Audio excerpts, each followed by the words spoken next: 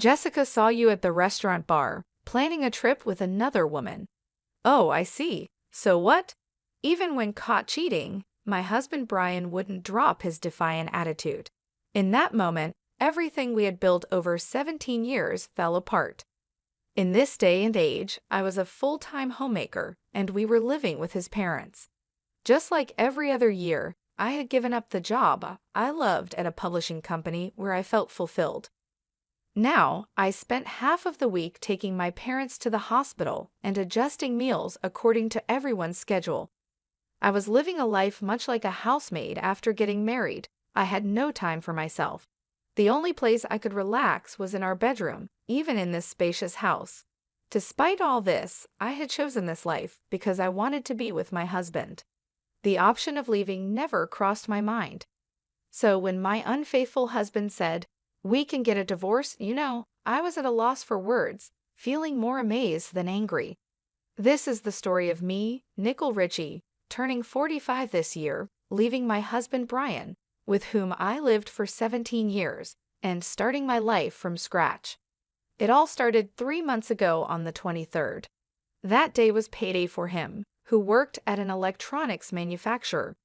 Usually, his salary would be deposited into our joint account. I would use that money to pay our monthly bills and give him an allowance in the evening. However, 3 months ago, his salary wasn't deposited into our joint account.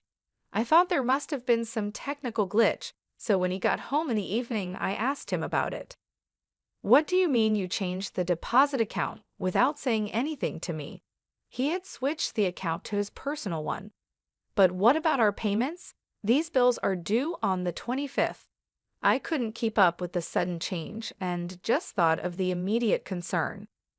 Without thinking, he said, "Just let me know how much you need, and I'll transfer that amount into the joint account." He said this while taking off his suit with his back turned to me. He wouldn't even look me in the eyes. "So why did you change it?" I couldn't think of any reason for this. In the 17 years we'd been together, we had never changed the account. We were saving in our joint account, so it wouldn't be a problem if his transfer was late. It's not like our bills would fall behind. Maybe I didn't need to press the issue, but I couldn't help wondering. Why didn't he trust me with our finances? Did I do something wrong? I didn't remember overspending, but I thought maybe I had unknowingly upset him. If so, I needed to apologize. That's what I thought when I asked him, but he seemed to think I was blaming him. He threw his freshly removed shirt onto the couch and glared at me. "It's my hard-earned money, isn't it?" "Yes, it is. But why do I need your permission to use it?" I couldn't understand his words. I'd been giving him a $800 allowance every month, but that was just a temporary arrangement. If his expenses piled up, I would give him more. I asked him what he spent his money on, but I never refused to give him more when he needed it. As a stay-at-home wife, there were times when I asked if I could buy something I wanted, but the reverse never happened. "I don't need dinner today." "But I already prepared it." "Never mind, I'll eat out." He got bent out of shape, grabbed his car keys, and went out again. He had seemed strange for the past 17 years, but we never had issues over money. Suddenly, he starts saying it's his money. While cleaning up the food I had prepared, I was upset at my husband's selfish actions. I was frustrated that, despite having food at home, he chose to eat out anyway. Now he was in charge of the finances. From that moment, he began eating out every night and coming home late at night after I fell asleep. Also, the number of days he told me he was staying at work overnight increased. The fight had completely escalated. Even when we were together, we didn't talk more than necessary. As time passed, it was hard to find a chance to make up, and I started blaming myself. We'd never had a fight last this long before. It was a minor issue that he changed the bank account without consulting me. If he wants to manage the finances, that's fine. After about 3 weeks of awkwardness, I began to reconsider things. Then one day, I received a message from Jessica, who is my colleague. When I worked as a publisher, my colleague Jessica reached out to me. "Hey, how are you doing? How about lunch soon?" We used to go out for drinks after work and spend our days off together when we were single. Now, we both have families, so we don't contact each other as much, but we try to meet at least once or twice a year. Her invitation came at a good time, so I agreed readily. 3 days later in the afternoon, she and I were sitting in a cafe in the next town. So they moved into the care facility, huh? Yeah, both of them in the same place, I replied. She asked how things were going, and I told her about my parents-in-law moving into a nursing home a few months ago. I know I shouldn't say this, but it's a good thing. It must be a relief for you, she said, looking pleased. She'd have been worried about me because I never had time for myself, so it seemed she was relieved now. Well, I do have to get their clothes, visit, and accompany them to their doctor's appointments, but still my life has become a lot easier. This was the first time since I was single that I was able to casually make time to meet with a friend. You're such a dutiful daughter-in-law. Is Brian still hands-off? Yes, he seems to want to do nothing on his days off. He never wanted to go anywhere on his days off. In these 17 years, we've never even gone shopping together. Her husband is diligent. He picks her up in his car when it rains and sometimes even does the shopping for her. He never changed at all. Well, since I am a stay-at-home wife, at least he could take care of his own parents. She has never thought highly of my husband. We both had jobs when we got married, but he never helped with the household chores. There were days when I was too tired to do housework. He found it unbelievable and suggested I become a stay-at-home wife. I didn't want to quit, but I resigned as he suggested and became a full-time homemaker. Soon, I was asked to live with his parents, and I ended up taking care of them. The reason I couldn't talk back to my husband was because of the significant difference in our incomes. He is 7 years older than me. By that time, he already held a position at his company, and his income was more than double mine. Can you earn as much as I do? If you can, I wouldn't mind quitting, he'd say, making me speechless. I discussed my true desires of not wanting to quit my job with her. I even cried on the phone, overwhelmed by having no time for myself. I understand if she holds a negative view of him because of my venting. After a while, the warm vegetable salad we ordered arrived. As she served it on smaller plates, she asked again, "So, how are things with him?" I thought for a while and nodded affirmatively. I'd actually come to discuss our big fight, but I didn't want him to be seen in a worse light. Jessica paused, holding the serving tongs and staring at me, who only managed to nod in response. Trying to keep my smile to not arouse suspicion, she stopped serving the salad midway. "I'm sorry, I asked it the wrong way. Nickel, things aren't going well with him, are they?" she said, as if she knew something. I was left flustered and unable to respond. She started talking about something that had happened a few days ago. That day, she was at a dining bar near her office for a work after party. When she went to use the restroom, she passed a man in the aisle who turned out to be my husband. He didn't seem to recognize her, so she decided against calling out to him. But noticing that he was in casual clothes made her wonder if he was with me. After leaving the restroom, she decided to take a look at where he was seated. She saw him having drinks with a woman who wasn't me. "Then I realized instantly he's cheating on you," she said. They were sitting close together, bodies touching as they drank. Was that really my husband? I couldn't believe it. That day, he hadn't come home due to working overtime, so there was no reason for him to be in casual clothes. Moreover, he seemed genuinely busy lately. Does he even have the time for cheating in his current state? Although we've been on bad terms recently, I can't imagine him resorting to cheating. I just don't see him as that kind of person. Sensing my thoughts, she sighed and added, "For the upcoming long weekend, he mentioned going to a place in Laguna Beach." He was showing information about the accommodations on his phone and mentioned something about a prime-grade steak dinner. You could probably find the hotel if you search from there. She started searching for the hotel on her phone. While at the cafe, I was still hoping that it was just her misunderstanding. However, as soon as I got home, I started looking through his clothes. I don't remember exactly how many clothes he has, so I wouldn't know what was missing. But I did notice that 3 or 4 of his favorite shirts were gone.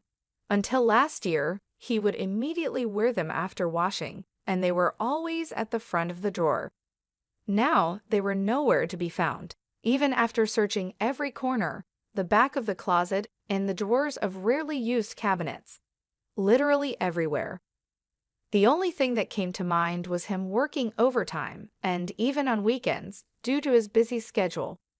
I remembered the look on his face when he told me he had spent a night in the company's restroom because he missed the last train.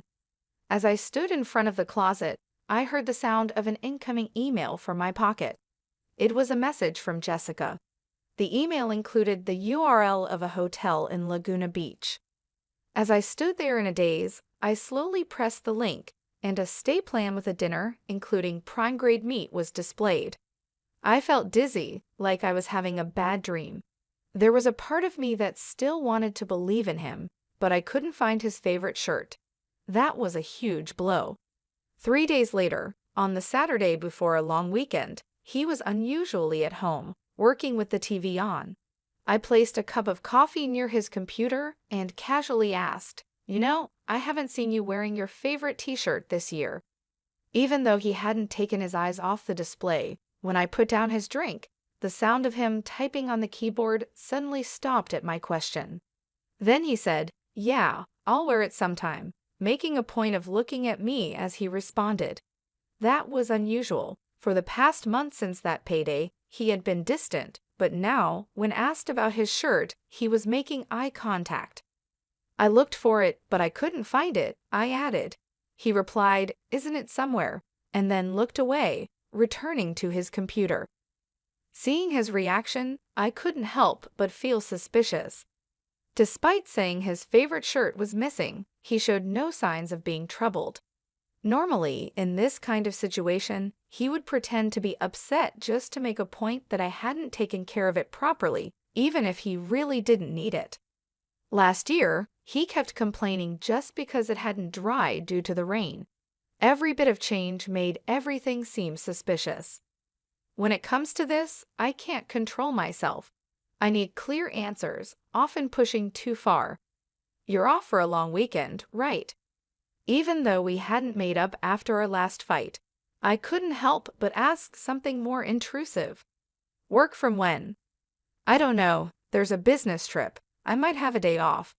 Was this also a lie? I could only think it was.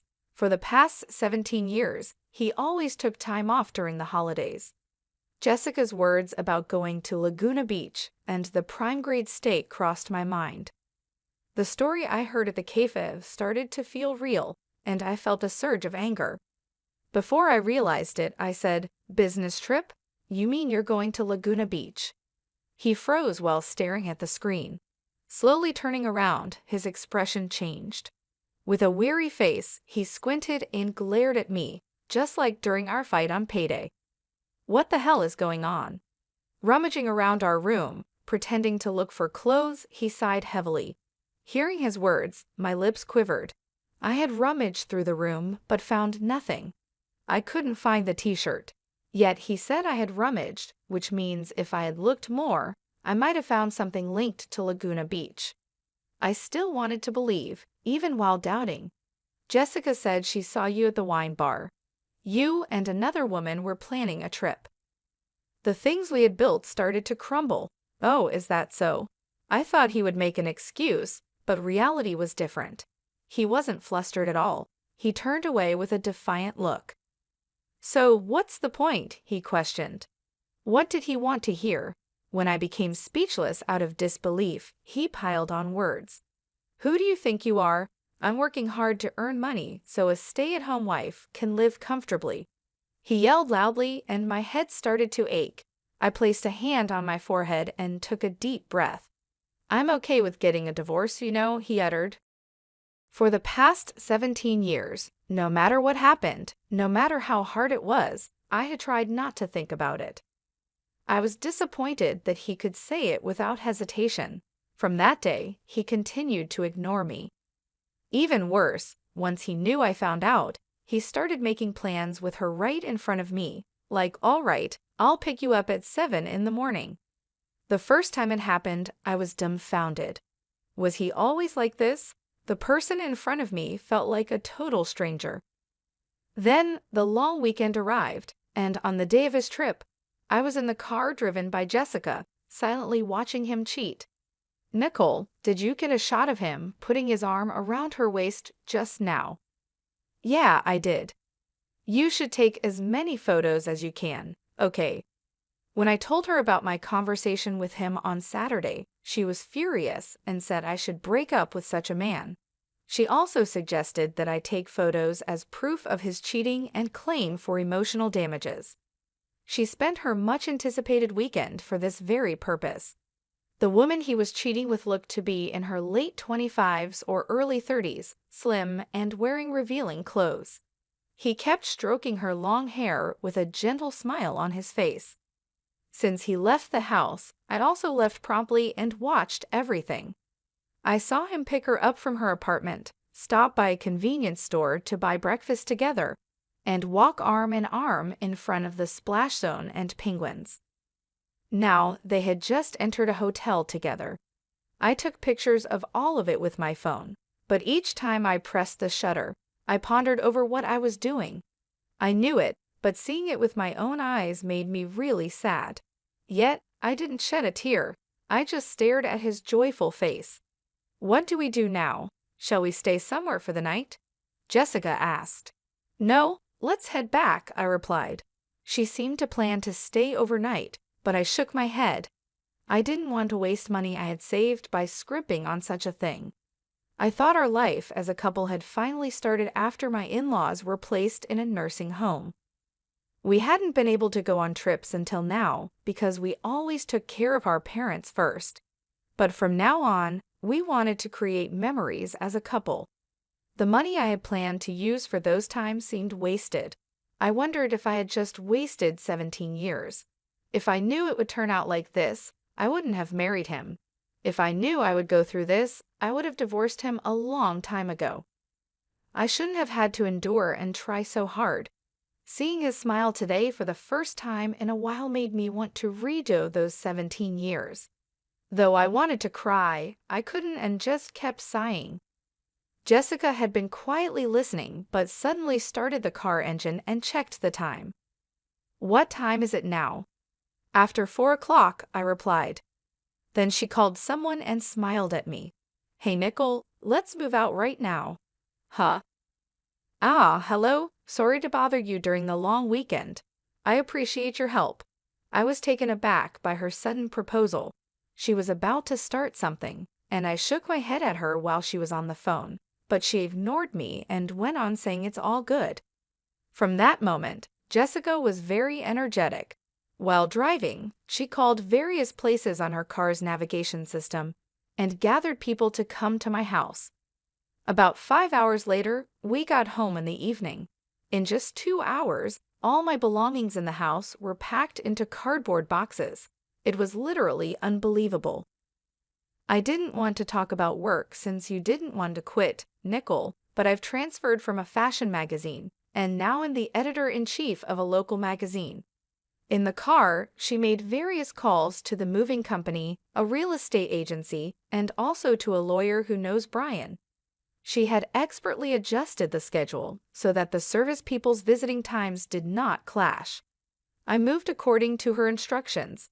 Minute by minute, I packed only my valuables into a box, and the rest were done by the movers. The real estate agent introduced me to a house that could be moved into within a few days. For the time being, my belongings were sent to her house, and I ended up staying with her for a few days. After the truck packed with my things left, a lawyer visited me. They gave me advice about things like claiming alimony after divorce, guiding me towards a method that would be the least burdensome. I was amazed at how much could be done in just a few hours. I knew she was a very active person from when we used to work together, but her ability struck me as incredible. However, Looking around the room that was now half empty, anxiety slowly began to creep in. He's definitely going to be mad. The cost of moving was surprisingly low. The studio apartment was affordable, and even the consultation with the lawyer was free. Yet, it was still costing money. I made these moves without telling him, so I'm sure he'll be furious when he gets back from his trip. As I felt our relationship falling apart, I became depressed. Jessica slapped my back and said, "Hey, being a homemaker is a respectable job too. The money you've saved from being frugal is also yours. Plus, it's his fault. He said he'd transfer the necessary money, right? So let's have him pay even for the cost of living on your own." After being strongly persuaded by her, I took one last look around the house. I remembered how hard it was to rearrange things in the early days. Now I realized I had put my toner on the bathroom vanity without hesitation, and the shoe rack was filled with my shoes. I had always seen myself as a maid, but maybe I had actually become part of the family. Imprinting the image of the home I had lived in for 17 years in my mind, I nodded vigorously at her. Then, on the last day of the long weekend, I left the house I had shared with him. I was still staying at Jessica's place when he called. I picked up with a trembling hand. "Where are you?" he asked with a grumpy voice. Without answering his question, I said the words Jessica and I had decided on beforehand. "You said you were okay with a divorce, right? And that you would transfer the necessary money. I am divorcing you. Please provide for the cost of me living alone." "What? Stop talking nonsense and come back." He seemed to think this was just a runaway. I cut off his voice and spoke my final words. "Please have your new partner take care of your parents from now on. Thank you for 17 years. While he was still talking, I hung up. He called back several times, but I didn't pick up. I felt guilty about ending things unilaterally like this, but looking back, I had always accepted his one-sided demands ever since we got married. So I tried to think it was fine, at least in this last moment. The following year was a whirlwind. I negotiated with him through a lawyer, and finally got a divorce with alimony and living expenses assured. I had no peace of mind until I found a job, but I've been working as an office clerk at a local factory and slowly buying what I need with my monthly salary. "Nicole, can you make the deadline this month?" "Yeah, I'll make it, but I think I'm going to barely make it by the deadline. I don't have time to chat on the phone." All right, I'll go now. You have your piece this month too." 5 months ago, Jessica, who manages our local magazine, added a new section about saving money. As a frugal person, I've been given the chance to write a couple of pages there every month. I had given up my dream to work in a publishing company, so her arrangements mean a lot to me now. I'm a writer, and I have 17 years of experience in budgeting as a homemaker, which I want to share wholeheartedly. I was able to make a fresh start, but then an unexpected call came in. "It's good to hear your voice sounding well." "Mother-in-law?" My mother-in-law called me from her nursing home. I had said my goodbyes to her before my divorce, but I hadn't contacted her since then, so I was surprised she called. After talking about my father-in-law's advanced dementia, she updated me on my ex-husband's situation. "What? He broke up?" "Yes, that's the case. He's foolish, isn't he? He was dumped before the divorce was finalized." "I see. Seems like his relationship with that woman has already ended." "Well, that's expected, isn't it? Any young girl would run if she had to deal with taking care of seniors." "So who is at the home now?" "Brian. He ended up leaving his big corporate job, but he's trying with his complaints. He's such a fool. He was able to work because of his wife supporting him behind. He still doesn't talk about his own infidelity. Nicole, breaking up with him was the right thing to do." My ex-husband hasn't changed, but it seems like he's struggling a bit. I found myself a bit relieved by hearing that. My usually stern mother-in-law chuckled and said, "Nicole, thank you. I was planning to ask you to try again with him when I called, but your voice sounds so lively, so I decided not to ask." In the roughly 17 years we lived together, I never had such a long conversation with my mother-in-law. Our relationship wasn't bad, but it wasn't good either. I listened to her voice, assuming this would be the last time I'd hear from her, and I savored every word. "It turned out for the best," she said sadly, and my tears welled up. "It's been a year since my divorce. Everything has been going well, and I've managed to make a fresh start. However, I've always felt a lingering sense of regret. It's because I felt like I had wasted 17 years of my life. But then, with this phone call, my mother-in-law said thank you, and that she had planned to ask me to try again with her son. There's no chance of getting back together with my ex-husband, but hearing that from his mother made me genuinely happy. It felt like a validation of what I had done for those 17 years. I will never forget this phone call from her. Those 17 years were not wasted because now I believe that.